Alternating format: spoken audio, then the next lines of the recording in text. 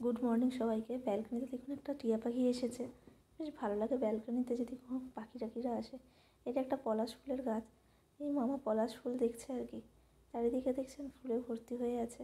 শীতকাল হলে বেশ চারিদিকটা আরও ফুলে ফুলময় থাকে।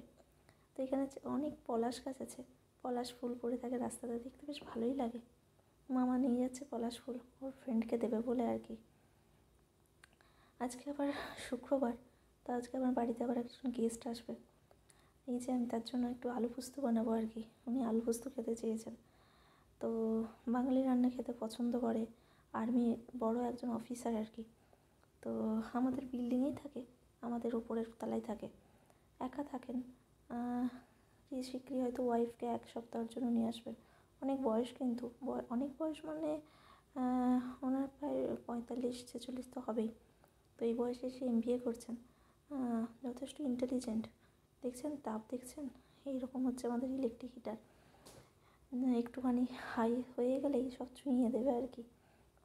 একদিকে আলু পোস্তের, একদিকে ভাত বসিয়ে দিয়েছি, কারণ উনি টাইম মেনটেন করেন। আর্মির লোক তো টাইমে খুব পাংচুয়াল। যেই টাইম বলে সেই টাইমেই আসে। আগের বারে একবার ইনভাইট করেছিলাম, একদম পুরো টাইমে চলে এসেছিলো, বাট আমার রান্না হয়নি। আর উনি বলেনও নি যে উনি রাত্রেবেলায় অস্ত চলে গেলে আর কিছু খাবার খান না বলে। এদিকে মামার জন্য একটুখানি চিকেন বানাবো, হালকা করে পাতলা ঝোল বানাবো। একটু বাটার নিয়ে নিয়েছি, আর এই অল্প কয়েকটা 2-3টা গোলমরিচ দিয়েছি, একটা লবঙ্গ, আর একটুখানি দারচিনি, আর এলাচের ওই ছালটা নিয়ে ওর এলাচের দানাগুলো আমি দিয়ে দেবো আর কি। একদম অল্প করে চিকেন মানে টার্কি নিয়েছি মামার। আর এই যা একটুখানি একটা রসুনেরও আধটা দিচ্ছি আর কি। বেশি দেবো না, কারণ শরীর হিট হয়ে যাবে আর কি। একেই যা গরম পড়েছে। তো যেটা বলছিলাম, এই গরমের কথাটাই বলছি। এখানে যা গরম, যা হিউমিডিটি, এখানে না মানে মানুষের অটোমেটিক, মানে আমরা যারা হ্যাবিচুয়েটেড নই তারা মানে রীতিমতো প্রেশার ফল করে যাবে, যেটা কালকে আমার সাথে হয়েছে। কালকে আমি মামাকে আনতে গেছি স্কুলে, একটু তাড়াতাড়ি গেছি।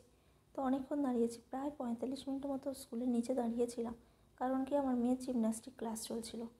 তো জিমন্যাস্টিক ক্লাসে ওদের অনেক কিছু শেখায়, এক্সারসাইজ অনেক কিছু শেখায়। আমি বললাম ঠিক আছে, তাহলে এই ক্লাসটা করে নিই, তারপরেই নেব। তো তার করতে করতে ক্লাস চলতে আমি আবার একটুখানি অন্য একটা মার্কেটে গেছিলাম অভিজিতের জন্য পিতা কিনতে। কারণ অভিজিৎ আগেরবারও আইনস্টাইনে যেদিনে গেছিলাম সেদিনে পিতা পাইনি। তো এই জন্য দেখলাম যে যাই একবার পিতা আর একটু চিজের তো সেক্টরটা বন্ধ ছিল, তো আজকে খুলেছে কিনা। তো দেখলাম চিজের সেক্টরও বন্ধ, খোলা ছিল না। আর 2টো পিতা কিনে নিয়ে চলে এসেছিলাম, মানে 2টো মানে 2 প্যাকেট আর কি। অফারেও পেয়েছিলাম। তো যাই হোক, নিয়ে এসেছি, আর একটু গ্র্যাপস কিনেছিলাম। তো হয়েছেটা কি, আমার না মনে হচ্ছিলো প্রেশার ফল করে গেছে। মামাকে যথারীতি এসেছি, মামা তো ফল খাইনি, ফ্রুটসটা খাওয়ালাম, কুইটা খাওয়ালাম। খাওয়ানোর পরে সাইকেলে উঠেছি। জাস্ট আমি ক্রসিংটাতে ক্রস করবো, আমি সাইকেলটার স্কিড করে গেছে। ওখানে এমনিতেও এদের তো মানে আমি একটা জিনিস এদের বুঝতে পারি না, এদের কনস্ট্রাকশান সবসময় যেন রাস্তা তৈরিই হয়ে যাচ্ছে। আগের বছর এসে ওখানে দেখেছিলাম রাস্তা তৈরি হচ্ছে, একটু রাস্তা হয়েছে, আবার দেখছি আবার নতুন করে আবার রাস্তা তৈরি হচ্ছে। তো এই রাস্তা তৈরি হওয়ার জন্য অনেক বালি পাথর টাথর এরকম কাঁকড় টাকড় রাস্তার উপরে পড়ে আছে ওইখানটাতে। তো আমার যথারীতি কী হয়েছে, সাইকেলটা স্কিড করে গেছে। ভাগ্যিস কোনো বাস টাস আসেনি জেব্রা ক্রসিংয়ে, না হলে তো আমি মনে হয় হয়তো ধাক্কা দিত না, কিন্তু বলাও তো যায় না, সবারই তো একটা স্পিড থাকে। তবে জেব্রা ক্রসিংয়ের আগে ওদের স্পিডটা অবশ্য স্লো করে দেয়, আমাদের ইন্ডিয়ার মতো নয় যে ধূপধাপ আনতাবড়িভাবে গাড়ি চালায়। এরা খুব গাড়ি সিস্টেমেটিক ওয়েতেই চালায়। কিন্তু এদিকে আমি আমাদের টার্কিটা তৈরি করে দেবো। তো ভাবলাম একটু মেথি টেথি দিয়েই বানাই আর কি। তো এই আলুগুলো আগে ভেজে নিচ্ছি, সর্ষের তেল দিয়ে আজকে বানাচ্ছি। জেনারেলি সর্ষের তেল দিয়ে বানাই না, মনে হলো যে একটু রিচনেস লাগবে, একটু সর্ষের তেল দিয়েই বানাই। তো আলুগুলো ভেজে নেবো, আলুগুলো ভেজে নেওয়ার পরে আমি টার্কিটা আবার দিয়ে তেলে হালকা করে ভেজে নেবো, তাহলে একটু তাড়াতাড়ি রান্নাটা হয়ে যাবে আর কি।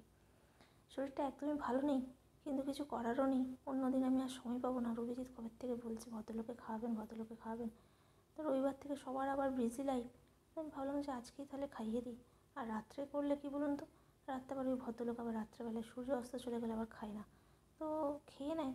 আগের বারে এসে যেমন আমি খুব এম্বারেসিং লাগছিলো আমার, উনি কিছুই খায়নি সেরকমভাবে। একদম অল্প একটুখানি ফ্রাইড রাইস খেয়েছিলো।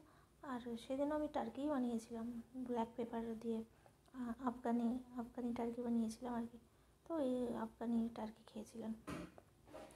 ভদ্রলোকের একটা খুব জিনিস খুব ভালো, যে সব কিছুতে খুব পজিটিভ লোক আর কি। যাই ওনার কথা পরে বলছি। হ্যাঁ, যেটা আমার হয়েছিল, তো আমার নাকি সেন্সই ছিল না, এমনভাবে পড়ে গিয়েছিলাম। আমার মেয়েও কান্নাকাটি করছিল, শুধু কান্নার আওয়াজটা শুনতে পাচ্ছিলাম হালকা করে। তো তারপরে মেয়ের কান্নার জোরে একটা ডেলিভারি বয় দিক দিয়ে যাচ্ছিলো, তো সে এসে আমাকে যথারীতি তোলে, আর একটা ছেলেও ছিল। দিয়ে তোলার পরে আমাকে জল টল খাওয়ায়।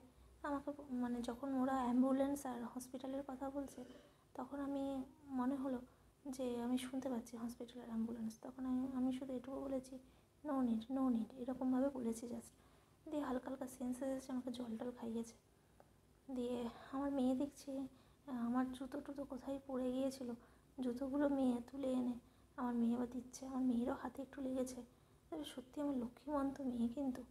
আর আমি সত্যি আমি গর্বিত যে আমার মেয়েই হয়েছে। আমি ভগবানের কাছে প্রার্থনাও করেছিলাম যেন আমার মেয়েই হয়। আমি মানে কী বলুন তো, মেয়েদের থেকে একটু মায়াটা একটু বেশি থাকে, মায়া টান কেয়ারিং, যেটা আমার মেয়ের তো খুবই আছে। একদম হালকা করে রান্না করছি, অল্প অল্প করে মশলা দিয়েছি, যে আদা রসুন আর টমেটো বাটাটা দিয়ে দিলাম পেঁয়াজ বাটার সাথে। এই পেঁয়াজটা বাটিনি, আর পেঁয়াজটা ভেজেছি। আর তার উপরে আমি শুধু একটুখানি হলুদ আর একটু কাশ্মীরি লঙ্কা গুঁড়ো দিয়েছি। আর এই দই দিয়ে ব্যাটারটা বানিয়ে রেখেছিলাম, মানে মাংসটা ভেজে আর আলুগুলো ভেজে দই দিয়ে মাখিয়ে রেখেছিলাম, সেটা দিয়ে দিলাম আর কি। এটা আস্তে আস্তে হোক, আর কোনো জল টল আর কিছু দেবো না। এটা হলে তার উপরে আমি একটুখানি ঘি আর একটু কাসুরি মেথি আর একটু গরম মশলা দিয়ে নামিয়ে দেবো আর কি। ভালোই গন্ধ বেরোচ্ছে, আর চারিদিকটা গন্ধে মোমো করছে আর কি। তবে মামার পাতলা স্যুপটাও কিন্তু ভালো হয়েছে, দেখুন কালারটা ভালোই হয়েছে। একটু কেওড়া জল দিয়ে দিলাম, কেওড়া জলটা দিলে একটু বেশ স্মেলটা একটু বেশি স্টে করে আর কি। আর এই কাসুরি মেথি নিয়ে নিয়েছি, কাসুরি মেথিটা দিয়ে দিলাম। তো যেটা বলছিলাম, তো সত্যিকারেরই আমার তো সমস্ত কিছু খাবার দাবার সব যা ঝুড়িতে যা ছিল সব পড়ে গেছিলো। তো ফোন টোনও ফিকা হয়ে পড়ে গেছিলো। তো ছেলেগুলো আমার সব কিছু বাস্কেটের মধ্যে ঢুকিয়ে আমাকে আবার করে দিয়েছে। আমি জানি না এটা আমাদের ওখানে হলে আমি মানে সব কিছু জিনিস পেতাম কি পেতাম না। তবে আমি নিজের চোখেও দেখেছি যে অ্যাক্সিডেন্ট হলে বেশিরভাগ মানুষ যদি তাদের ফোন টোন থাকে না, বেশিরভাগ সময় নিয়ে নেয়।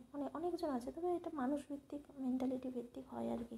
আমি কিন্তু আমার নিজের দেশের মানুষদেরকে ছোটো করছি না, কিন্তু কিছু কিছু মানুষ করে না, যারা অভাবে করে না, স্বভাবে করে। হ্যাঁ, আপনাদের সাথেও নিশ্চয়ই এরকম কিছু অভিজ্ঞতা আছে। আমার মেয়ে যে যথারীতি চলে এসেছে, তার বাবার সাথে আবৃত্তি করছে। হ্যাঁ, আবৃত্তিতে মত্ত। আমার রান্নাও কমপ্লিট হয়ে গেছে। তো হ্যাঁ, যে ভদ্রলোক এসেছিলেন, সেই ভদ্রলোকের ছেলে হচ্ছে ক্লাস 12 দিচ্ছে আর কি। লোকটা যথেষ্ট অ্যাম্বিয়াস, অনেক বড় র্যাঙ্কের চাকরি করতেন। চাকরি ছেড়ে দিয়ে নিজের মোটো কমপ্লিট করতে পারছিলেন না। নিজের মোটোকে কমপ্লিট করার জন্যই তিনি আবার এই এত দূরে এসেছেন মানে পড়তে। ওয়াইফকে হয়তো নিয়ে আসবেন 1 সপ্তাহের জন্য, ওয়াইফ আসবে, মেয়েটা ক্লাস 8-এ পড়ে। লোকটা খুবই পজিটিভ লোক আর যথেষ্ট ভালো। আগেরবারেও যতবার আমাদের সাথে দেখা হয়েছে, কখনো আমি ওনার মধ্যে কোনো নেগেটিভিটি বা কোনো নেগেটিভ থট কিছু দেখতে পাই না। এরকম দেখবেন, এরকম মানুষকে বাড়িতে আনলেও মানে ইনভাইট করলেও না মনটা বেশ ভালো লাগে, সবসময় পজিটিভ বলে। এদিকে আমার যে রান্না কমপ্লিট, টার্কিটা দেখছেন কালারটা কিন্তু ভালোই হয়েছে, আর গন্ধটাও ভালোই উঠেছে। আর এদিকে আমার আলু পোস্ত, পেঁয়াজ করে দিয়ে আলু পোস্ত, হয়তো ভদ্রলোকের ভালোই লাগবে, তবে যদি খারাপও হয় তাহলেও কিন্তু উনি বলবেন না, কারণ ওনার মধ্যে সেই জিনিসটা আছেন। উনি হচ্ছেন সত্যিকারেরই একজন ভালো মানুষ। আমি সত্যি এরকম মানুষ খুব কম দেখতে পাই, আর যেই কারণেই এত ভালো মানুষদের সাথে না থাকতেও বেশ ভালো লাগে, মন ভালো হয়ে যায়। তার জন্য আমার হাজার অসুস্থতার জন্য ওনাকে ডাকলাম খাওয়াবো বলে, কি না ওনার সান্নিধ্য পাবো বলে। আমার মেয়ে এক একটা করে বাবাকে রাইমস বলে শোনাচ্ছে আর ছবি তুলছে। ও খুব ফটো সেশন করতে খুব ভালোবাসে আর কি। জানি না বড় হয়ে কী হবে, তবে আমার মেয়েকে আমি ধার্মিক করারও চেষ্টা করব, যাতে ও রোজ গীতা পাঠ, তারপরে মন্ত্র পাঠ ও করে, যাতে করে। তবে ও করে জানেন তো, হনুমান চালিসা পাঠ করে, ও গায়ত্রী মন্ত্র পাঠ করে, ও শ্রীকৃষ্ণের প্রণাম মন্ত্র করে, মহামৃত্যুঞ্জয় মন্ত্র বলে, গুরু মন্ত্র বলে। মেয়ের এই গুণগুলো কিন্তু খুব ভালো। আমি ছোটোবেলা থেকে ওকে শেখাতে চেয়েছি, কতটা শেখাতে পেরেছি জানি না। আপনারা আশীর্বাদ করুন যেন আমি ওকে ভালোভাবে ভালো মানুষ করতে পারি।